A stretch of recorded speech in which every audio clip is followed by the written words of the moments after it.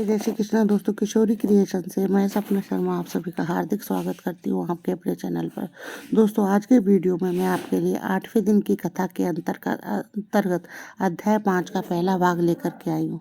इससे पहले के मार्गशीर्ष मास महात्म्य के 7 अध्याय के वीडियो जो है मैंने मेरे चैनल पर डाले हुए हैं, जिनको आप मेरे चैनल पर जाकर देख भी सकते हैं और श्रवण भी कर सकते हैं। उस मार्गशीर्ष मास महात्म्य को सुनने मात्र से भगवान श्री कृष्ण की कृपा मिलती है और घर में जो है सुख समृद्धि आती है। मैं आपको मार्गशीर्ष मास का महात्म्य बताऊं उससे पहले भगवान श्री कृष्ण का अष्टाक्षर मंत्र के बारे में आपको कुछ बताऊंगी। भगवान श्री कृष्ण का अष्टाक्षर मंत्र है श्री कृष्ण शरणम मम। मंत्र वेदों की सर्व श्रुतियों का सार है। कहा जाता है कि इस मंत्र के जाप से सभी कार्य सिद्ध होते हैं। कृष्णा शरणम मम का अर्थ है श्री कृष्ण ही मेरा आश्रय है। इसका तात्पर्य यह है कि चाहे सुख हो चाहे दुख हो, श्री कृष्ण ही मेरा सहारा है। मंत्र के बारे में आपको थोड़ी सी जानकारी और देते हैं। इस मंत्र का जाप करने से मन शांत होता है और प्रेम और भक्ति की भावना आती है। मंत्र का 108 बार जाप करने से घर में सुख समृद्धि बनी रहती है। श्री महाप्रभु जी ने कहा है कि हमेशा सर्वात्मा भाव से ही श्री कृष्ण शरणम मम मंत्र का जाप करना चाहिए। भौतिक, आध्यात्मिक और आदि दैविक इन 3 तरह के दुखों में से किसी भी तरह का दुख आने पर श्री कृष्ण शरणम मम मंत्र का जाप करना चाहिए। तो मार्गशीर्ष मास महात्म्य का 5वां अध्याय देखेंगे कि शंख से किए गए अभिषेक व शंख की गई पूजा का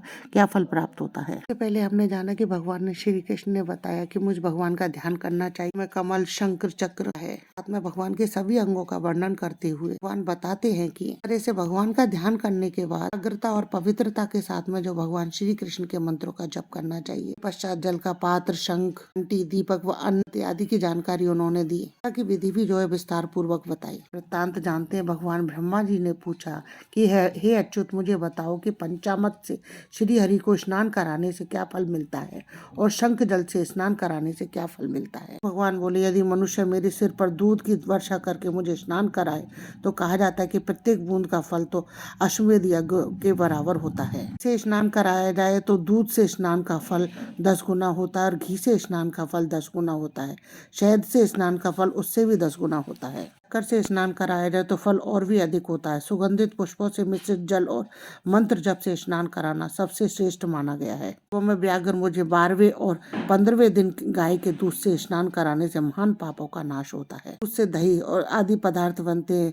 जैसे ही मुझे दूध से स्नान कराने से शेष सभी कामनाएं पूर्ण होती है। दूध से स्नान कराने से सौभाग्य और सुख की प्राप्ति होती है। दही से मीठा भोजन मिलता है।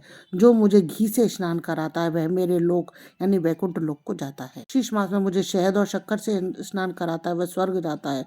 स्वर्ग से वापस आकर इस लोक में राजा बनता है। शीश मास में मुझे दूध से स्नान कराता है वह पृथ्वी पर हाथी, घोड़े और रथों से भरा राज्य प्राप्त करता है। लोक में वह चंद्रमा, इंद्र, चंद्र तथा वायुदेव को जीत लेता है।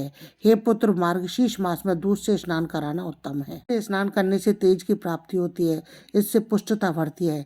हे मेरे पुत्र, मुझे दूध से स्नान कराने से सभी दुर्भाग्य नष्ट हो जाते हैं। दाता, जो मार्गशीर्ष में मुझे पंचामृत से स्नान कराता है वह कभी भी पृथ्वी पर बंधु बांधवों द्वारा विलाप करने योग्य दयनीय स्थिति में नहीं पहुंच पड़ता।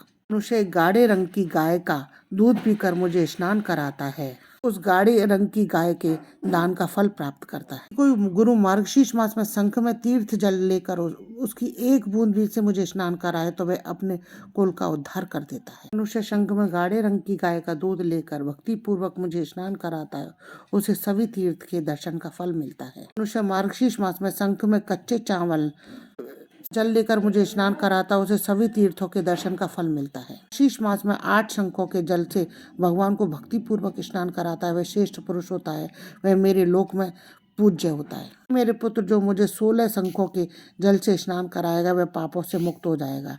वह बहुत लंबे समय तक स्वर्गलोक में पूज्य है। 24 शंखों के जल से स्नान कराएगा वह बहुत समय तक इंद्र के लोक में निवास करता है और पृथ्वी पर राजा के रूप में जन्म लेता है। शीश मास में मुझे 108 शंखों के जल से स्नान कराता है, उसे प्रत्येक शंख के बदले 1 स्वर्ण सिक्का के रूप में फल मिलता है। कोई भक्त पुरुष शीश मास में शंख बजाकर मुझे स्नान कराए तो उसके पितर स्वर्ग में जाते हैं। मुझे 1008 शंखों से जल से स्नान कराएगा वह गण सेवक बनेगा और सभी जीव नष्ट नहीं हो जाते तब तक वह मोक्ष प्राप्त करेगा। श्रेष्ठ जो मुझे प्रतिदिन शंख से स्नान कराएगा उसे गंगा स्नान का फल प्राप्त होगा और वह देवताओं के समान सदैव प्रसन्न रहेगा। जो शंख में जल लेकर के नारायण को नमस्कार करके मुझे स्नान कराएगा वह सभी पापों से मुक्त हो जाएगा। पैरों को वाले जल को शंख में भरकर तिल के बीज के साथ मिलाकर वैष्णवों को पिलाएगा उसे चंद्रायण का फल प्राप्त होगा। जल नदी से लिया जाए, तालाब से लिया जाए, कुएं से लिया जाए,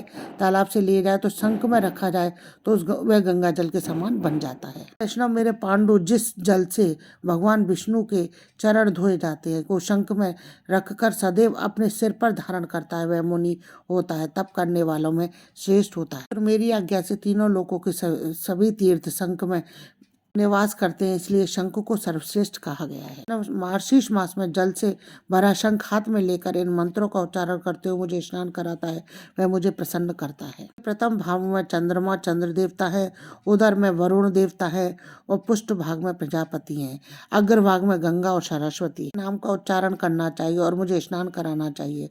सूर्य उसके गुणों का गिनने में समर्थ नहीं है। मौके देख मेरे सामने शंख की पूजा पुष्प जल और कच्चे चावल के दानों से की जाए तो उसकी महिमा असीम और सर्वत्र है। पूर्ण रूप से मेरी पूजा करनी चाहिए, इससे मेरी प्रसन्नता की वर्षा 100 वर्षों तक बनी रहेगी। शंख में जल भरकर पुष्प जल तथा कच्चे चावल लेकर मुझे अर्घ दे तो उसका पुण्य अनंत होता है। व्यक्ति स्वयं शंख लेकर परिक्रमा करे तो वह 7 महाद्वीपों वाली पृथ्वी की परिक्रमा करने के समान पुण्यदायक होता है। व्यक्ति मेरे सिर के ऊपर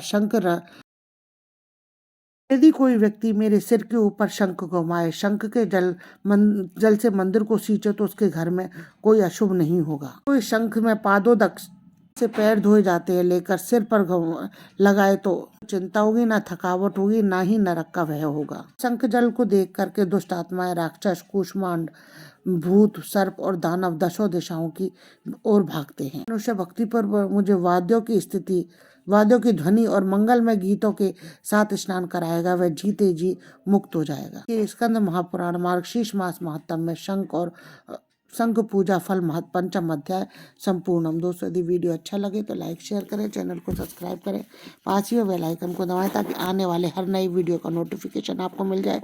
कमेंट्स बॉक्स में जो है राधे राधे लिखें। हिंदू धर्म रीति रिवाज कथा कहानी जानने के लिए चैनल पर बने रहने के लिए बहुत बहुत धन्यवाद।